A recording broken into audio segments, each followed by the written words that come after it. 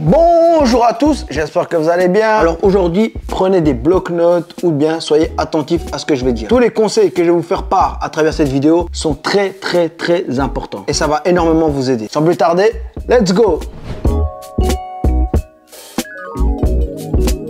On commence par le premier modèle et c'est la Air Jordan Mid et la Air Jordan 1. Premièrement, comme vous pouvez le constater, la différence se joue au niveau de la hauteur. On voit très bien que la Jordan 1 tout simple est légèrement plus grande que la Jordan 1 Mid. Après logique, vu que le modèle Mid veut dire middle. Donc c'est le modèle entre la Jordan 1 High et Low. Commençons par les inconvénients. Déjà, je sais pas si vous avez déjà remarqué, mais en général, les modèles rares ou coloris ou même encore les collaborations, en général, ce ne sont pas les Jordan 1 Mid. À votre avis, pourquoi? Parce que tout simplement, Nike sait aussi bien que moi que les Mid sont moins jolis que le modèle de base. Un autre point négatif, c'est au niveau des choix. Tu seras très vite limité pour les Jordan 1 Mid, alors que pour l'autre modèle, tu en as énormément. Et les points positifs, premièrement, c'est son prix, ils sont beaucoup moins chers. Et deuxièmement, tu as clairement beaucoup moins de chances de croiser quelqu'un avec le même modèle que toi, vu que la majorité des gens achètent le modèle classique. Et on arrive à la deuxième paire qu'il ne faut jamais acheter, et c'est la Air Force One. Attendez, stop, arrêtez tout. Laissez-moi juste 2 secondes pour développer mon idée. Alors premièrement, la Air Force One fut créée le 1er septembre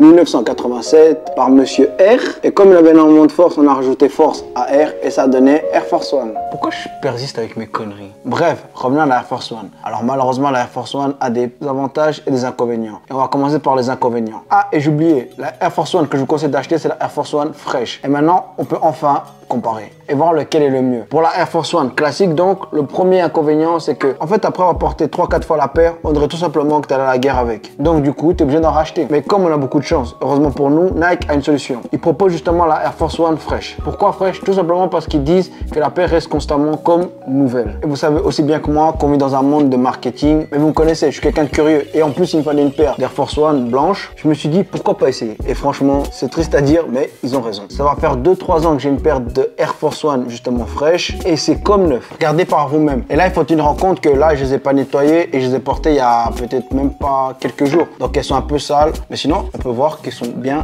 intactes. Mais disons que le seul point entre guillemets négatif, c'est que c'est un peu plus cher que le modèle basique. Et aussi, tu as moins de choix au niveau des coloris, même si Nike essaie de plus en plus d'ajouter des coloris pour le modèle fraîche. Et le fait que vous ayez énormément de choix au niveau des couleurs pour les basiques, c'est pas forcément une bonne chose non plus. Pourquoi? Parce qu'il y a très peu de coloris jolis. Moi, en tant qu'expert, le meilleur conseil que je pourrais te donner, c'est prends simplement le modèle tout blanc ou tout noir. Te casse pas la tête. Et on passe au troisième modèle et ce sont les Timberland. Encore une fois, attendez tout avant de me tomber dessus. Je parle pas de n'importe quel modèle. Je parle de ce modèle là. Et le pire dans tout ça, c'est que ce modèle est commercialisé depuis maintenant très longtemps. Déjà quand j'étais plus petit, il était déjà en vente, mais il n'avait pas autant de succès que le modèle ci. Ah là, ça fait déjà plus plaisir à voir. Alors je sais pas si je dois rire ou pleurer, mais le fait de se dire que ce modèle est toujours en vente, ça signifie forcément qu'il y a une demande. Maintenant, qui sont les coupables qui portent ces chaussures? C'est toi? Toi?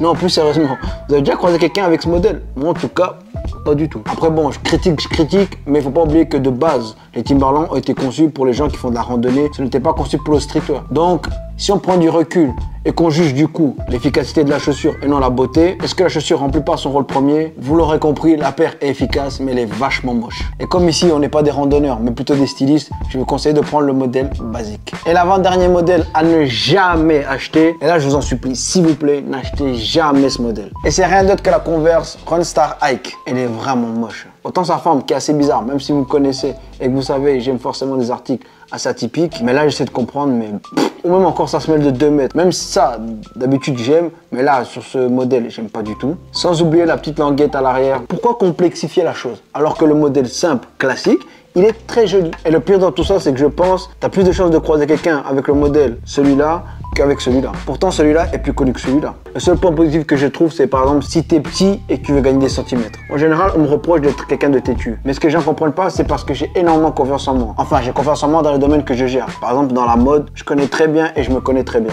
Ça te permet des fois d'éviter de suivre des tendances comme celle-ci. La cinquième et dernière paire, c'est la Nike Monarch 4. La fameuse dad shoes qui a eu énormément de succès. Je dirais même que c'est la chaussure qui a lancé la mode des dad shoes. En fait, la paire a perdu de son charme d'année en année, tout simplement parce qu'au début, c'était la seule dad shoes et après, avec le temps, il y en a eu plusieurs qui ont vu le jour. Typiquement, presque tous les modèles de New Balance, par exemple. Sans compter les autres marques, par exemple, comme Nike, qui proposent ce modèle de Nike Initiator. Et du coup, moi, je vous conseille de prendre ce modèle que plutôt la Nike Monarch 4. Pourquoi? Bah, tout simplement, déjà, la Nike Initiator est beaucoup plus fine que la Nike Monarch. Et même au niveau des prix, c'est plus ou moins semblable. Et pour ceux qui ont un peu plus de budget et qui veulent un peu plus de choix, je vous conseillerais ces modèles de New Balance. Et pour ceux qui incitent vraiment, que malgré mes conseils, ils veulent quand même acheter des Nike Monarch, sachez qu'il y a une collaboration qui a vu le jour il y a quelques années avec Martine Rose. Oui, j'avoue, on dirait quelque chose un peu cabossé, mais je trouve que ça donne un charme. La vidéo touche à sa fin, malheureusement. Et n'oubliez pas une chose, l'habit fait le moine et ton style parle pour toi. Si tu vois pas ce que je veux dire, ben je vais donner un exemple. Par exemple, t'as jamais vu un homme d'affaires habillé en full training, sacoche